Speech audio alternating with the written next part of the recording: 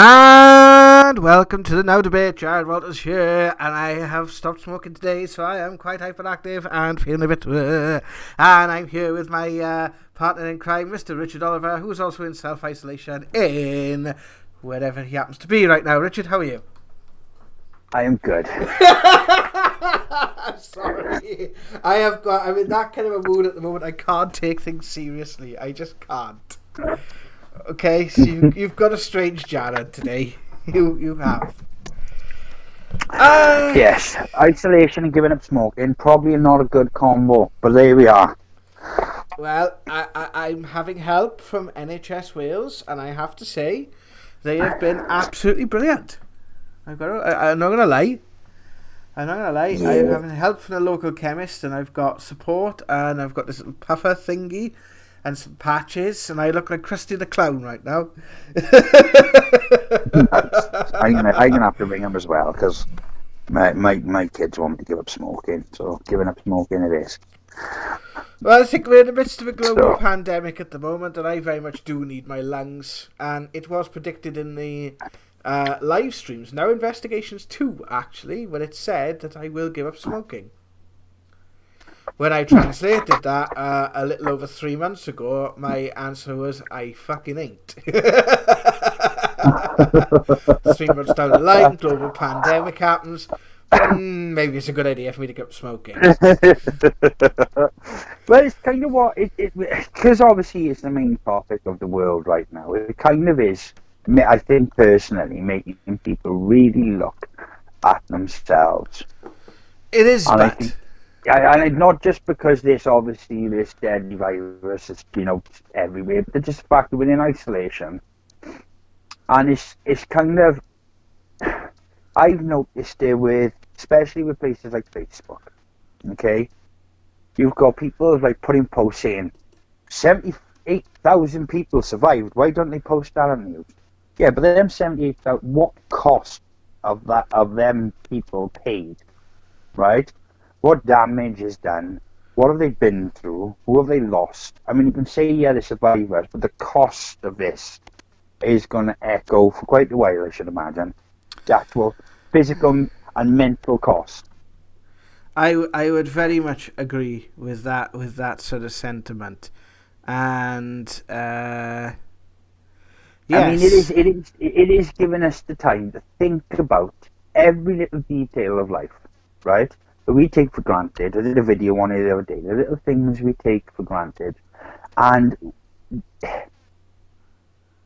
as we know, me and you, Jazz, have been speaking for years about things that are going wrong in the world, right? Yeah. And maybe, as much as I hate saying this, what else could have been done to make people see that some of the crap we do? I mean, you go to Barry Island, right, for example, on any given bank holiday, and that beach is like a tidal wave of crap, right? There's nappies, there's bottles, there's packets, and they give zero shits for the future, them people.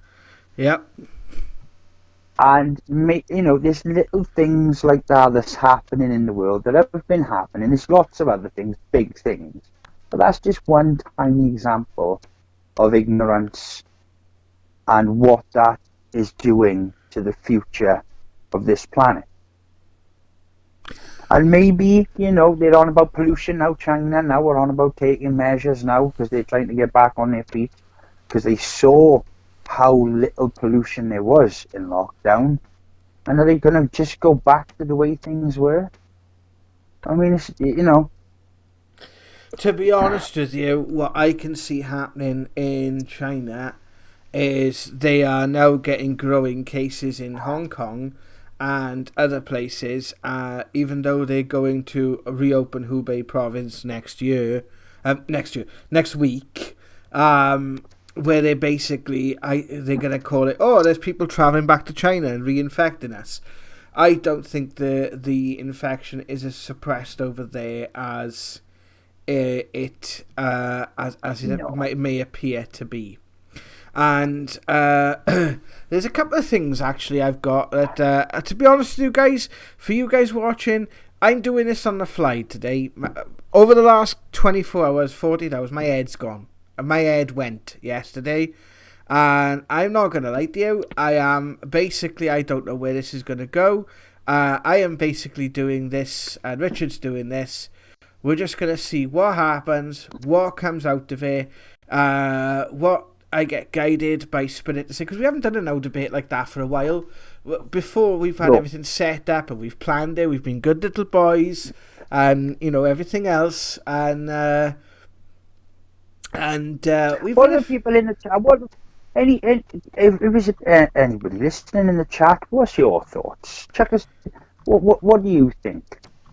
Check us your thoughts down. Exactly. As we have a few people joining us in the chat today, if I can actually get there, as I have a few things on my screen, my friend, which I'd like to go over with some point. We have a lot of people actually. Hello, everyone. We have Chris Williams saying, "Hey guys, Christy." Hello to Chris. Hello to Christy. What the hell? Right, okay, we have issues with the stream. Error, YouTube is not receiving enough video. Maintain smooth streaming. Such service will experience buffering. Okay, guys, if you cannot watch this, please let me know. Obviously, broadband is under a lot of strain at the moment because everyone's in their house. If not, we'll have to pre-record this live. We'll have to do this as a pre-record if we can't go out live. Can you let us know if you can hear? Can you let us know, please, guys, if you can hear us or not? As we are having streaming difficulties. Because the stream, we've got an error. It's playing all right my end, Jazzy. It's playing all right my end. You can hear us talking, yeah? Yes, it sounds all right at my end, so you might be okay. Might be okay. I want to know what some of the people are thinking on the chat. I want to know what all they're thinking. Okay, so I quit 25 years ago, Christy says. We can hear you. Amanda says, I quit 25 years ago, used nicotine gum. Was disgusting, but it worked. Nicotine gum. Amanda says, isolated home, screaming kids, hubby home from work, driving me absolutely crazy. No chance of me quitting smoking right now, but good luck to you. Christy says, my husband is working from home as well. Amanda says, my husband has nearly chopped off 2 toes with the lawnmower. Oh, goodness. So everyone's having conversations here in the chat. There's discussions about someone being locked in the garage. I think everyone's feeling like I am today. BBC Horizon did a documentary about self-isolation, and what they came out with is in men, after 48 hours of complete isolation, the capacity for memory is decreased by 30%. And they are 50% more suggestible. So, ladies, if you want to get your way with your man, lock him in a room for 48 hours and he'll do whatever the fuck you want him to. Just cough. Watch him lock himself in the bathroom 48 hours. He'll do the dishes, the painting. He'll hang that picture you've been trying to get him to do for the last 10 years. And this is Richard talking from experience. Yeah, this is me talking from experience. Just the psychological aspect of all this is quite something. Yeah. It's going to be, I've seen it on Facebook, and I had somebody shared something to me today saying that China's caused this to mess up everyone's economy. Well, they kind of messed up their own, so I'm not buying that. And I said to him, well, what if the Americans had done that to blame the China? And he said, well, no, that wouldn't work out. But I said, well, you can't, you can't say one side's done one thing. Some of these stories that are coming out, Yeah, it's the exactly. consequences of the stories, Yeah. and it's to me personally, I don't think for 1 second. I mean, the maths behind it that one bat or a group of bats all of a sudden developed this COVID-19 and somebody ate them just in Wuhan, where they have a biological weapons center, Yeah. is quite is I mean is a massive coincidence, right? Yeah. We know they play these silly games that they do, right? These war games, it's been proven in history with nuclear bombs, and Corbyn summed it up with Trident, and we know they play these games. Who's got the biggest gun, right? And if that comes out, which I think it possibly could, that's that's gonna that's gonna be a hell of a thing to deal with after what we're gonna go through. Oh yes. Absolutely. And I mean, Christ, I mean, you look how people treat, you've got asylum seekers, right?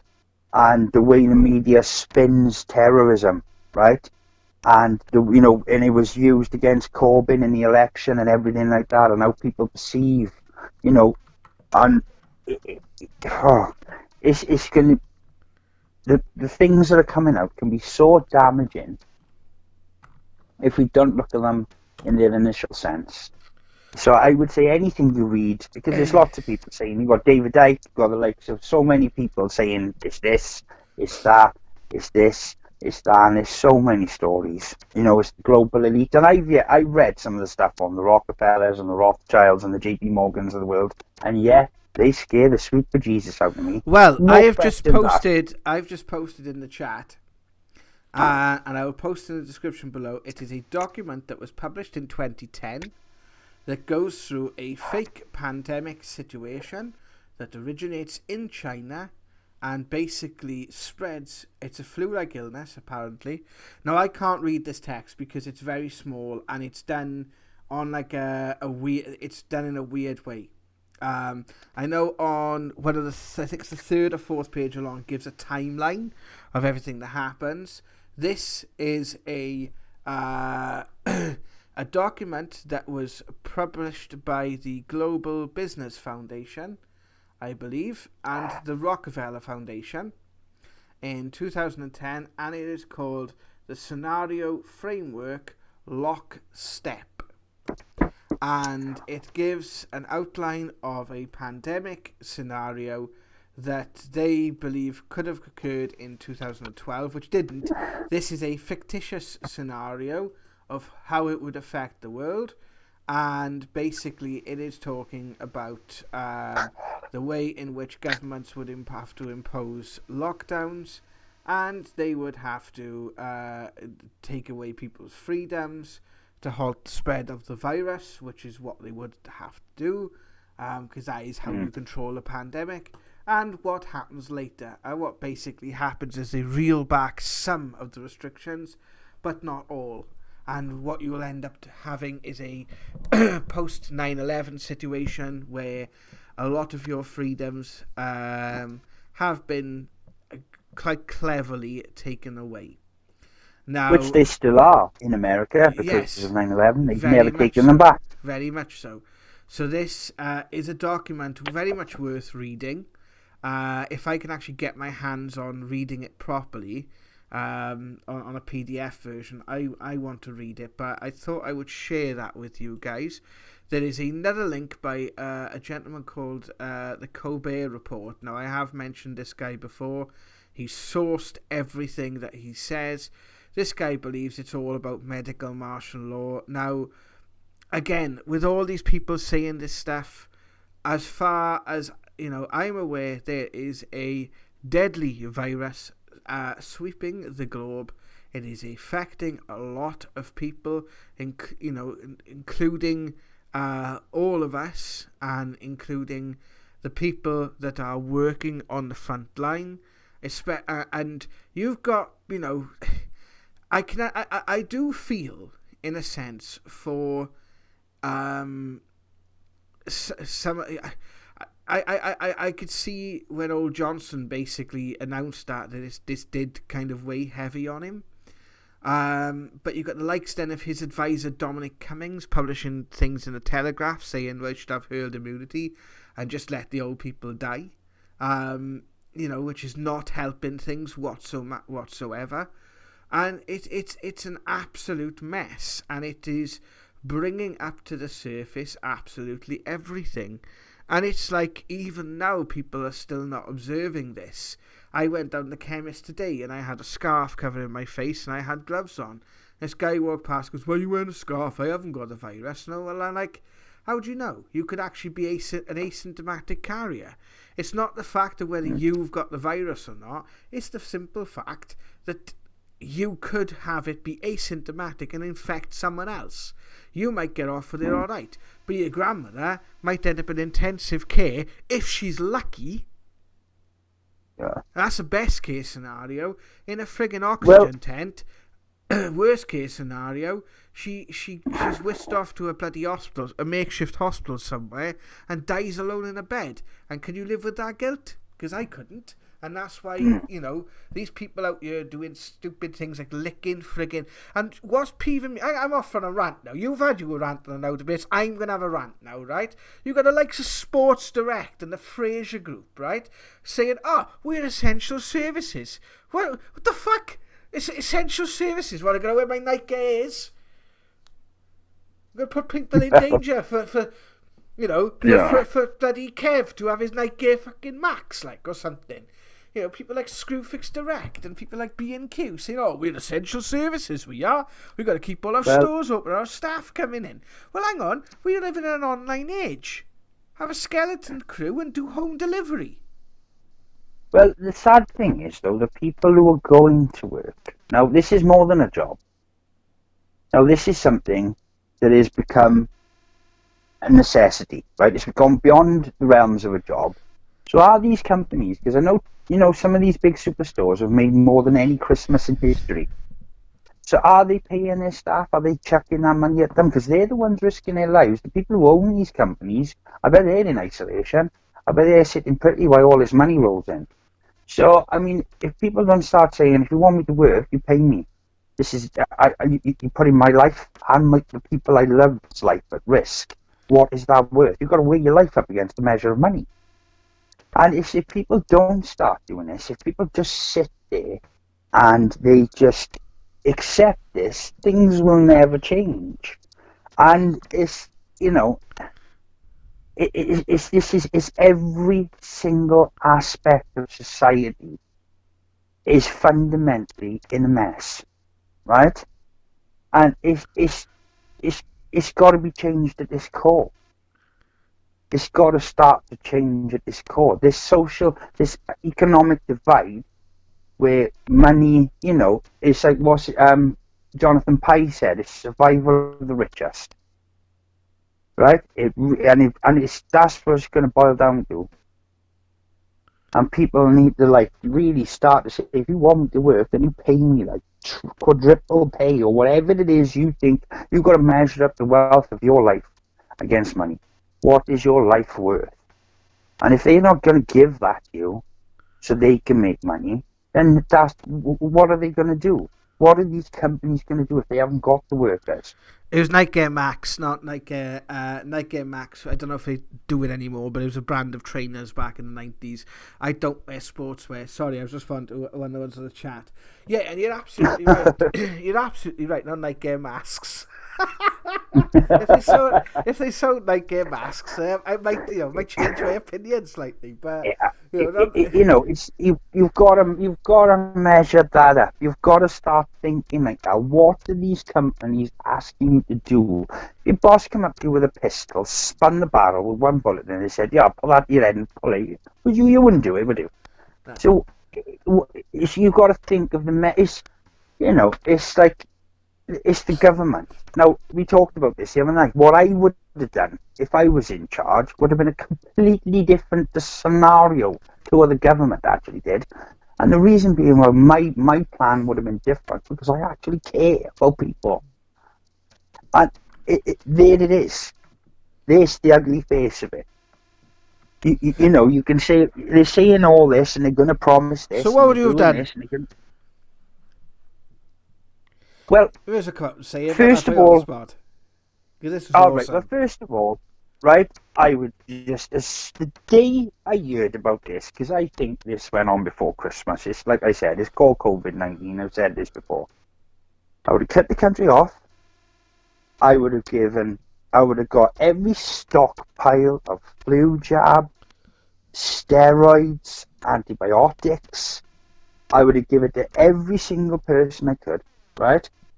In the light of if it was in the country and it was going to affect everyone, right? I would have put provisions in straight away for medical staff, right? And medical facilities, instantly, right? Just to save as many lives as I could, right? I would have just put a stop to everything, right? That's like bills, utilities, mortgages, rents. I would have just said anybody that tries to charge anybody in this crisis, I promise you, you will be in trouble, right? Whatever the law I can throw at you, I will throw at you, right? Just stop it there. This is bigger than all this. And I would have just took it step by step. But I would have made sure that people who are vulnerable, who are at risk, was seen to first. I would have made sure that everybody's having a baby would have had their medicine, because this has been brought to my attention. I would have made sure that all that stayed the same. But these things are just sitting on shelves. These flu jabs are in drawers. These things are just sitting there because they equate to money. And that would have been cut off. That mentality, I would have just cut that off in the country. I would have told people to stay in, and if they don't, there would have been measures, and anyone involved in keeping the country going. So that's it, like the BIM boys and the police, and if it was the military, and if it was the fire brigade, and if it was doctors and nurses. And in this, obviously this has happened, right? I would have made sure they were provided for up the wazoo, right? Whatever they need. Them people, if it was up to me, would never pay tax for the rest of their lives, because you have placed your life in danger in the protection and the service of others. And you cannot weigh that against money, right? You cannot weigh the measure of that. People are equating it to money, but it means more than that, right? And then I would have sorted out the budget. Then I would have said to these companies who went, oh, woe is me, because they're not really, they're keeping people working. They're not really losing out. They've got millions in the banks, right? Just sitting there earning money. Banks are the same. They make money from money. They do nothing else other than make money on the promise of nothing, which is mental. So I would have gone, right, I want all this. Give it to me. Take it back. I'm having it. There you go. We need it. This is what we do to save people. Because you've got to weigh up the measure of one life on all life. And that would have been my number one priority, is to save life. And the first thing they talked about was, we'll pay people who are 0 hour contracts. We'll do this. We'll do that. We'll do this. And it's just money, money, money. That's all it seemed to be like. And now they're on about testing people. They're still not vaccinating anyone. They're still not giving these old people the flu jab. They're still not doing anything. And it's just good, at some point, I hope that I'm around to say why. Because I just want them to say, well, I just want one of these planks, these soulless people to say, money's more important than life. And then the world can see it then for what it is. What the meaning of life is to them. And it's everywhere. If you look, it is everywhere. Soldiers are classed as numbers, right? This has been the same since World War One. They're classed as numbers. How many numbers did we lose? And when you class a human being as a statistic or a number, that must do something to your soul. I don't care who you are. That must damage your soul. It's got to. Otherwise, it's all for naught. And yeah, that's what I would have done in this. I would, because the government has got all this money. They've had to borrow it. Like I said earlier, they won't just got a magic piggy bank. They just smash open and all that money pours out, right? And you've got AMs in the Welsh Assembly charging £9,000 travelling expenses, and I'm telling you, he's not the only one doing that. There must be enough money for everyone. There must be more than enough money to go around. It's just, this is where and I read, we've done the Bible for years, looked into it from different things that's come in the now debates, haven't we? Right? And the one thing it says, and there's little bits in the Bible I actually kind of pay attention to because I think they're hidden in there without anybody really knowing. And it says, the meek shall inherit the earth. And we are the meek. We are the meek. That is us. That is your average Joe trying to go through life as best he can on pittance. Not exist. Like, just on the borders of nothing. Because I've been there. I've had really good paying jobs. And the more you have, the more you acquire. So the better car you get, the bigger house you get, the bigger thing, the more debt you get in. And you're just always living in that perpetual state of paying the next bill. And the world will just pass you by in that mindset. And they give zero shits if that's you. They don't care. Everything has gone up since I was a kid. Pay is basically nearly the same. The price of things have changed so dramatically, the wages are still pittance. I was 21. I was on £980 a month when I was 21. I'm 43 and my job was about 150 quid more than that. But the stuff I bought then was like, your average price of something was £1 then, is almost up in the region of £10 now. It's mental. It's just, and until we start saying enough's enough, we're just going to keep it on ourselves. And we've got to start weighing up everything. Like, it's got everything. Education's got to change. The mindsets of people have got to change to where they're treated in work. I've worked so many companies and they're just bullies. And as long as they're alright, they don't give a shit about you. But it's happened to me just not so long back with the council. As soon as I was found in want, ta-ra, Spart. What you don't kick your ass on the way out the door. And, and that proved it was their fault. It was their fault. And that's how it's always going to be. And this is our moment to change it. This is an actual opportunity to say, no, I'm not having it. Oh, there you are, this is my rant over. I said it in the last video, and thank you to everyone who fed back on that video, because I do, and this gives me a way into that, because I have actually done the rest of that session.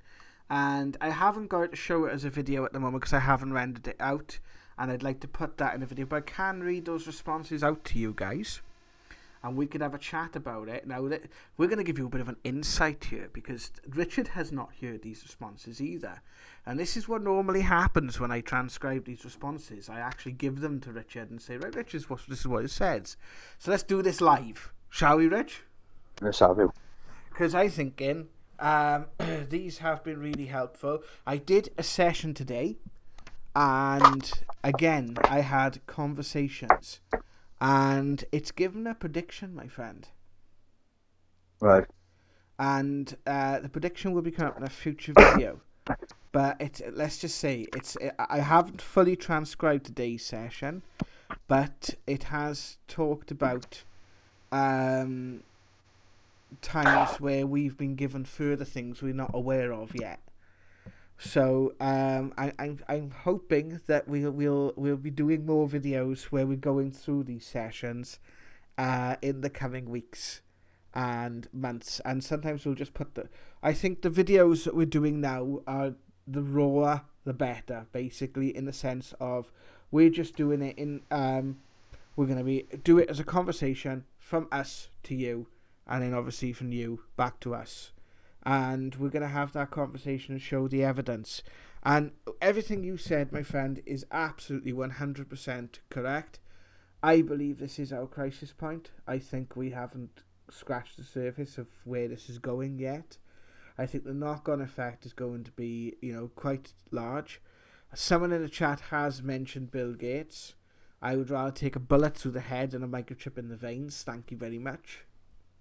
Yes, same. To be honest though, I think anyone who wants a microchip inside their body is absolutely off their heads.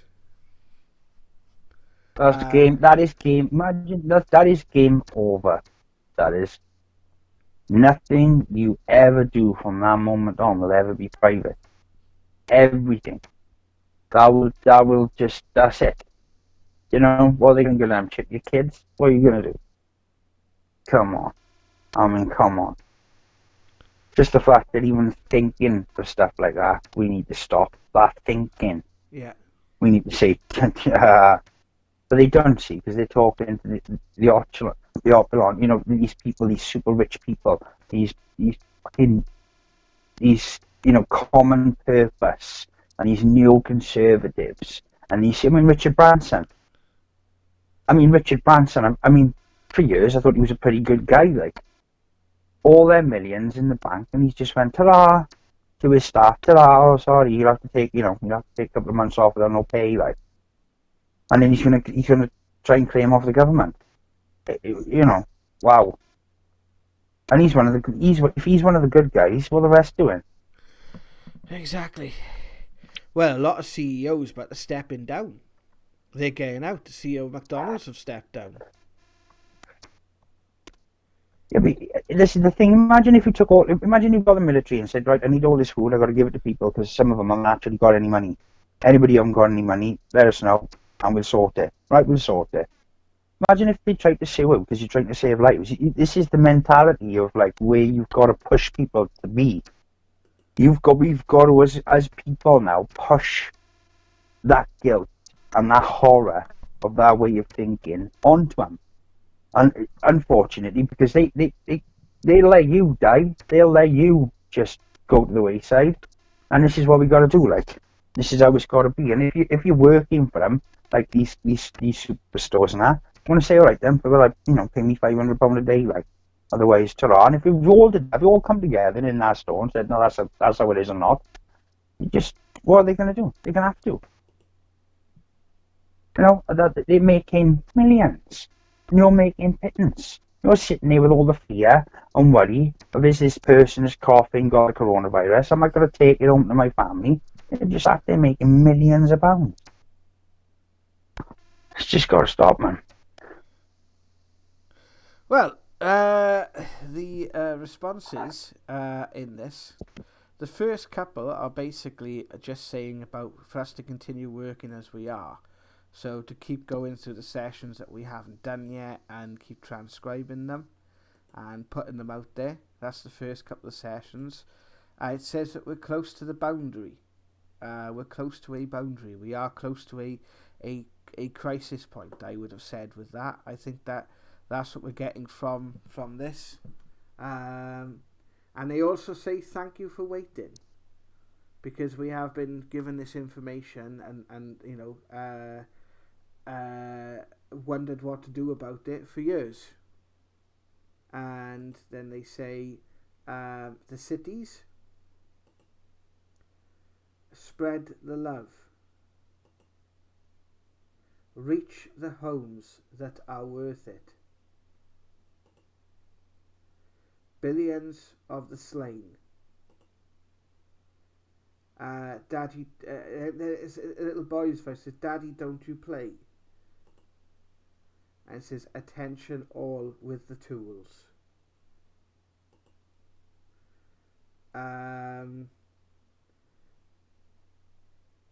Right, this is interesting, right?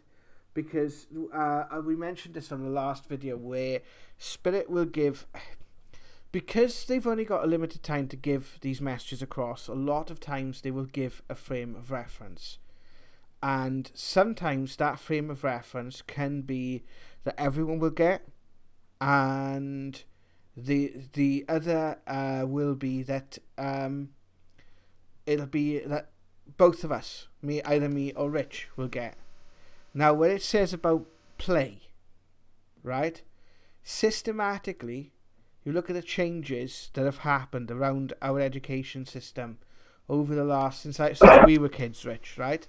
Play has been eliminated from the curriculum, or is very much discouraged the way that it used to be. Now, obviously, play involves using things like Xboxes and things like that. But general play, like kids used to do, kids don't do that as much as they used to anymore. And Well, play is vitally important. What if you look at mammals and the development of mammals, okay, and you'll see this in dogs and cats and that sort of thing, how mammals actually develop and learn skills is through play. Did you know that? yeah, well, we've had, I don't understand the education system. I don't know how you can place on a 14, 15-year-old, 16-year-old shoulders the weight of the rest of their lives, which is their exams, and then chuck them into the workplace. I've never ever understood that concept. I don't know who in their right mind thought that was a good idea, right? Because I was pushed into things I wasn't very good at, right? As you know, I got word blindness, dyslexia. So, like for me, school was a nightmare. But anything I could put my hands on, like art, woodwork, metalwork, pretty good at PE. I was pretty good at science, so I could touch things and blow things up and set fire to things and whatever it was, Boo. yeah, was piqued my interest. That's where my specialities lie. I like to write, tell stories and different things. But like, if imagine if because I've been learning about sociology, and I've heard quite a few people, and there's a few like I think it's one of the Rothschilds said something about it as well, about indoctrinating people and like women working longer is just keeping kids in more need from the social structures. And it does seem that you give kids enough education just to get into the workplace. It really is there if you look at it. If you look at functionalists and things like that, it really is there written in stone that we give kids just enough to get them into the workplace. Nothing to spark something in them that would benefit the world. It's nothing to like push their wants and their needs. It's no, it's all just a set limit. And it's like that video we shared not so long back on Paranormal Now on the Facebook page. Like I said, keep him poor. His father was in education. He said that's what you teach him, to keep him poor. Don't teach him about money. You don't teach him about these important things, because as soon as they start asking that, things start to change. And it's there in education. It's there, like putting that on a child to measure up the rest of their life is it's just never. I gotta be honest. I don't know if I'm wrong in saying what I'm saying, but I just never understood it. I've never understood the concept of it. Who thought that was a good idea? Where these people in education think it's a good idea? You can't. You can't measure up. You can't ask a child to measure up the rest of their life in a moment. It's just, it makes no sense. But maybe that's just me. Are you smoking a cigarette? I am. You absolute bastard. It could be worse. I could be sat next to you and you could smell it, or you would be just blowing it in your chops. Come here. I'd be ending up my house because no one smokes in this house anymore. Are you having it? You heard that for the first time in all these now debates. No, but it's it is. I don't know. I think it's all got to bloody change myself. Like, well, this is what the rest of the session is saying, right? Is that now we've got the information that we've got through the now investigations, through the cases. Now is the time for us guys to have the discussion, and in the coming weeks, I think this is what we're going to see is. You're still going to share your story, Mr. Richard. There'll be I am trying. Next video in your story coming out at tomorrow. I will be sharing more of my story in the coming days. There's some videos ready to go out now this week. There's a video about heaven and a video about dreams that are going to be shared this week. Because we don't want to, make this constantly about the COVID-19 crisis. We want to talk about all of it, and I think this is what we have been given throughout our time doing this investigation. So I think now is time, Richard, for the Now investigations to be released. I think so.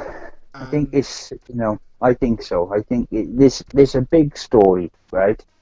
And, you've got a big story, Jack. I've got a big story that the path of my life has been led across, right? Yeah, same here. And I'm starting to see people wake up, because I think the awakening was happening last year. I think people were actually, you had all these yellow jackets who had enough of the way they were being treated.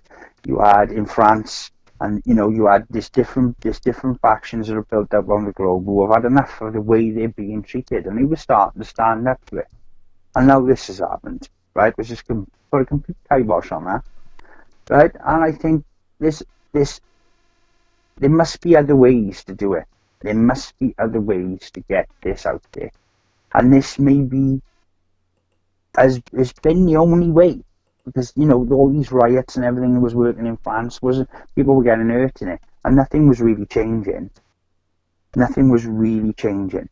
So, maybe this is it. Maybe this is what it needs to change. The next bit here, it says,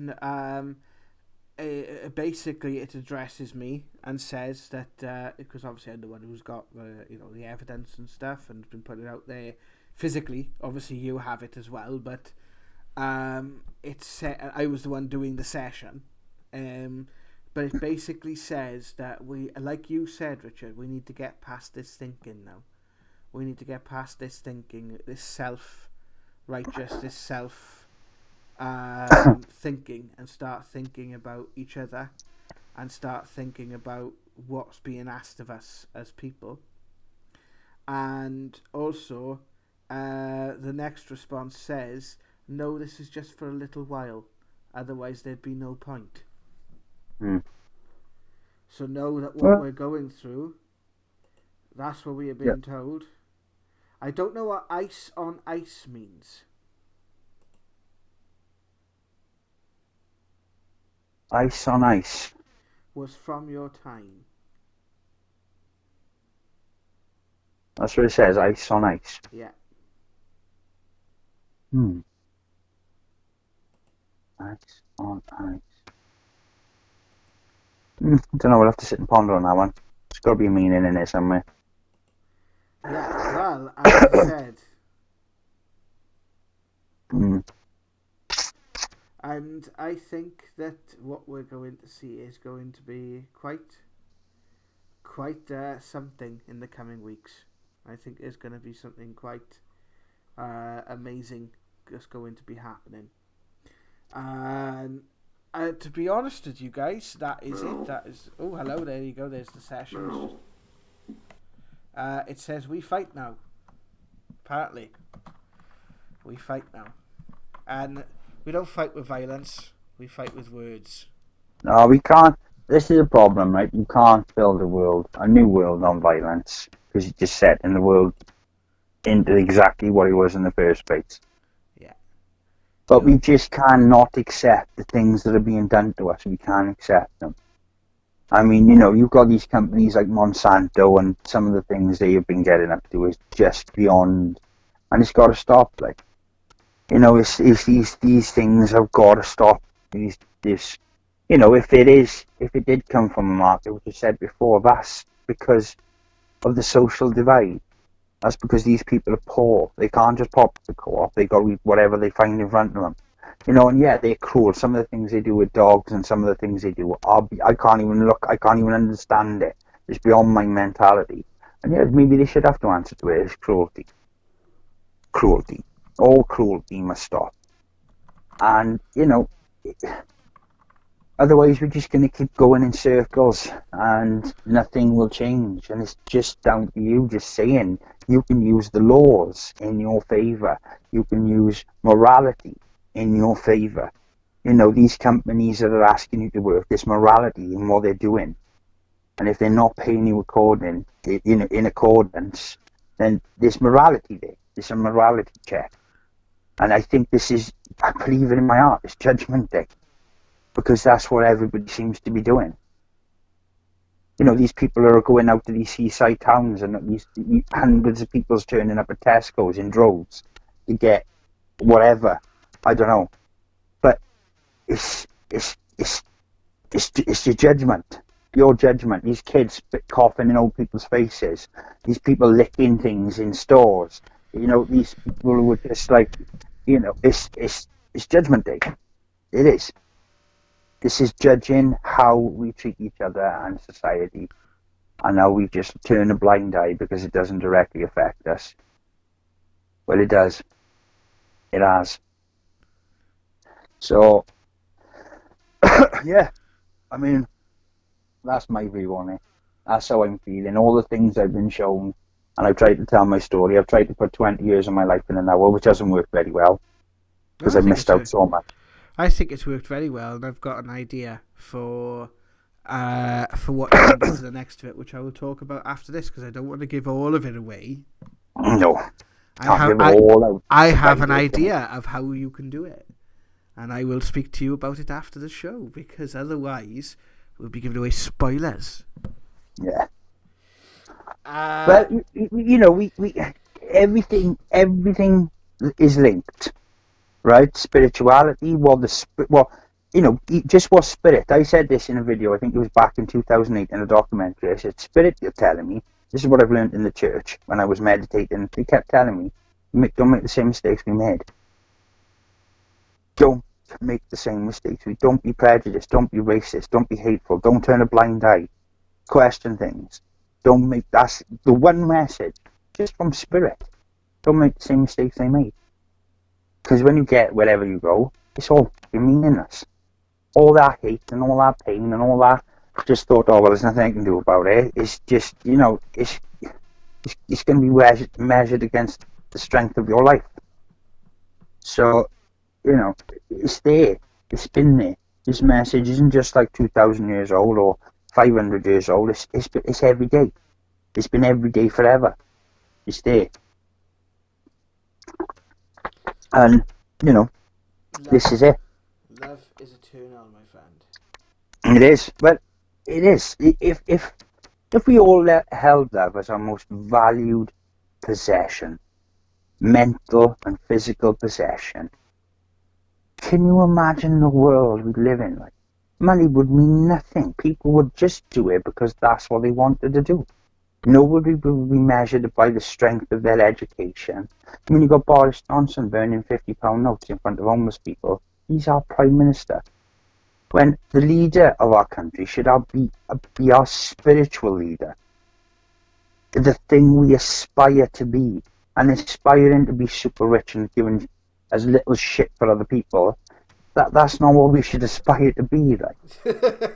No. You know, it's that's the person that makes the big decisions and makes sure everything runs smoothly and everybody's okay should be our spiritual leader, you know. It's not working out that way. It's just greedy people with really weird morals and mindsets seem to be the people that make the decisions which affect our lives on a daily basis. I just can't get my head around it. You know, wars and stuff. And yeah, we've had people like Adolf Hitler, right, in the world. And he rallied these people together through being, quite a showman. And at the time, the German people were on their arse. And he raised them up. But there was darkness in that. Imagine if he had turned that to light. Imagine if he had said, I want this because I'm fed up of the rest of the world. Imagine what that man could have done. Because everybody would have joined him. If he said, no, I'm not killing anyone. I'm not going to do this. I'm not doing it. I just want the world to be a better place. And he had his personality, but because he used hate, you know, and this is what's always been the same. This is what neoconservatives is about. Neoconservatives believe if you want to unite the people, you give them a common enemy. That's why you have things like 9/11 happen and different things like, you know, that's their mentality. That's some of the, you know, the presidents have had that mentality in my lifetime and just before, with neoconservatives. it's, I don't know. It baffles me sometimes. I just feel like I don't know if I don't know the things sometimes I say. If I am on my own, if they sound nuts. Do you know what I mean? To start to question it. I don't think so. I just think sometimes you gotta preach. You just gotta speak your truth, bud. Well, what's the guys on the chat saying? Have they got any questions, or do they want to know anything? Right, the chats, they're all talking amongst themselves, I believe, just like Oh, we are. Amanda, right. yes, what you heard, Amanda, that was, I was actually reading off a video on the edit suite, and I accidentally pressed the spacebar, and that's where you had heard the word follow. It was actually part of a word, and it was because I accidentally pressed something. Keep yours yours lifted to Amanda. Amanda says, I hate staying indoors. I myself, when out in nature, I spend a lot of time in the garden at the moment. My daughter, 8 years old, she's gifted, and I can almost see her spirit fading before my eyes. Amanda, if you need any help, just give us a shout. Same for any of the rest of you guys. Just message us through the Paranormal Now Facebook page, facebook.com/Paranormal Now.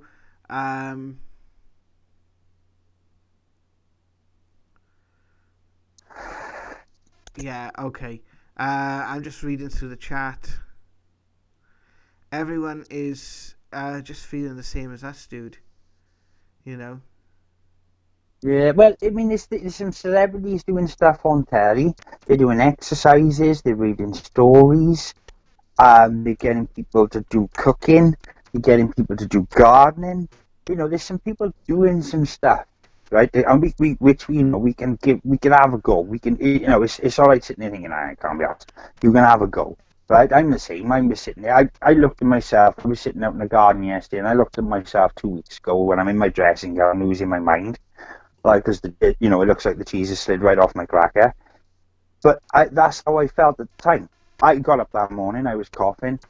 That's all I'm hearing on the news is asthmatics doomed. So I mean, I'm just like, we're that's all all I was doomed. hearing. You're all doomed, and I'm getting up with a cough, the worst cough I've ever had. I breathed in chili powder.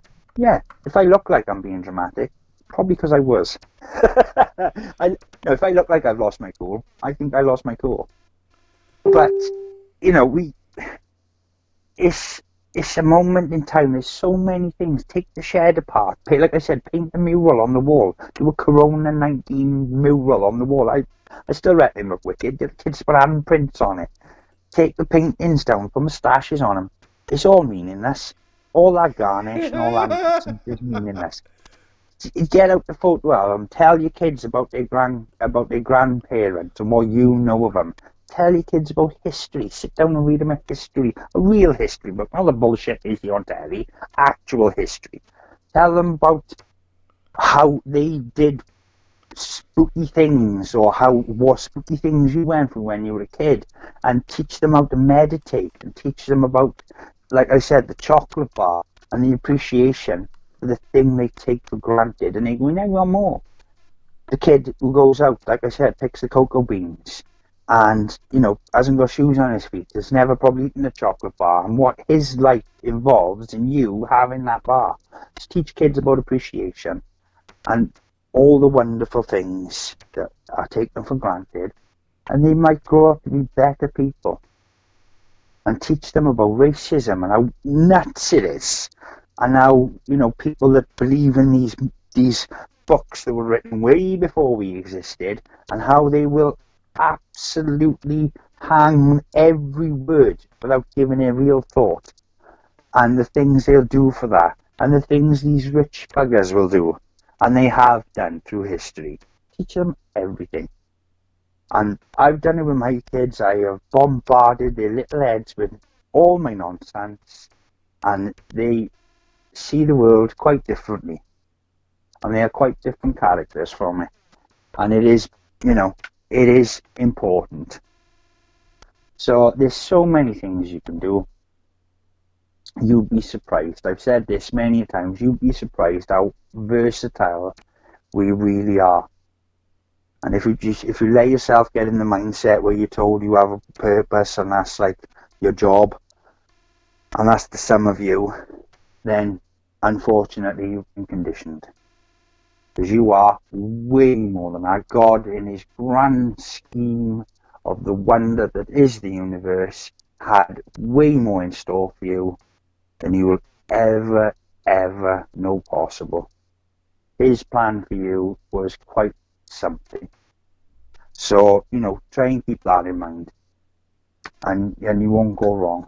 I'd like to say I've had a bit of a rant today myself on Facebook, and I feel a bit bad about it, but I was just trying to say, you've got to know your potential. I was told I'd never amount to nothing when I was a kid because they didn't understand dyslexia. And I've helped so many people through just love, right, in a subject that people find absolutely balmy.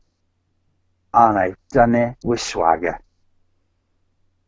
So, if you believe in yourself, you can achieve so much. And, it doesn't take money. Everything you really appreciate in life is actually free. And that's love, your friends, and your family. And they're the number one priority and should be in anyone's life. And they are absolutely free. They should come with no cost at all. And, I think that's what it boils down to. Thank you for listening, guys. I've been Jared Walters. I've been Richard Oliver. And I think that's the best. I think that's a good place to end today's Now Debate. Thank you very much, guys. You take care of yourselves. You all take care. And if you need anything on Facebook, if any of you guys know me on Facebook, or there's something you're worried about, or you want to chat or whatever, let me know, guys. I'm here. All right? And yeah. You can join our group. Just search for Paranormal Now Investigations on Facebook. I can't remember if it's Paranormal Now Investigations or Paranormal Now Investigations Wales, but it's one of the two. The banner is the same as our YouTube channel, so that should tell you what it is. Right, guys. Stay safe, hang in there, guys, and love and light to you all. All right. Well, thank you very much, guys. We'll see you soon for the next for another Now Debate, and new videos coming tomorrow. Take care. Bye now. Bye, guys. Bye.